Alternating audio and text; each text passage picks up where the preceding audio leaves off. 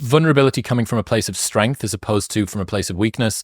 I talked about this at the live show, and I think people really loved this. Men need to accumulate sufficient man points before they can open up about their feelings. Basically feels like men have to earn the right to talk about their emotions. Chris Bumstead, as an example, can talk about crying and fear and insecurities, but only because he's the greatest bodybuilder of his era and a 6-time champion. Only men who have achieved some degree of success in typical masculine pursuits like status, resources, attractiveness, muscularity, and strength can open up about emotions with credibility. And once they've accumulated sufficient man points, some unspoken video game level unlock happens where emotions are allowed, but opening up before having the requisite man points is interpreted as feeble and weak. I think the world still has many icks around men showing their emotions, but far fewer if it comes from a place of prestige than one of poverty.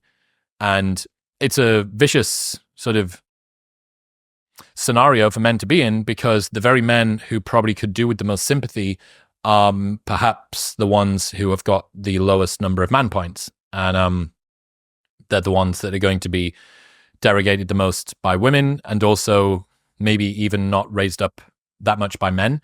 So yeah, I think I'm right on this. And, maybe it is just the case that somebody who can't choose to do anything else doesn't really get as much prestige for doing the only thing they can. Like, weakness when you can't be strong is nowhere near as interesting or seductive as weakness when you have the choice to be strong. But yeah, there was another interesting insight that I learned about the duality of warning men about bad behavior. The problem with giving men advice like, don't be pushy, is that the men who really need to hear it won't listen, and the men who'd benefit from being more assertive will take it straight to heart. This, was backed up by David Buss's book, Bad Men Behaving Badly in the US. And that despite the fact that fucking hashtag kill all men, or hashtag not all men, but it's always a man, which basically is the same as all men. It is all men.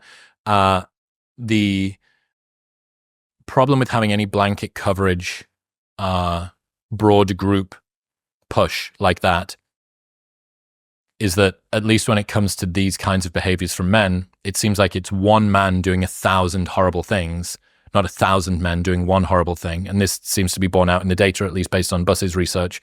But giving men advice across the board, giving all men advice like, don't be pushy. The guys that are most likely to not be pushy are precisely the ones that are going to listen the most, and the ones that already think that they're fine or are disregarding any negative feedback from the people that they're doing it to, they're just going to plow straight on.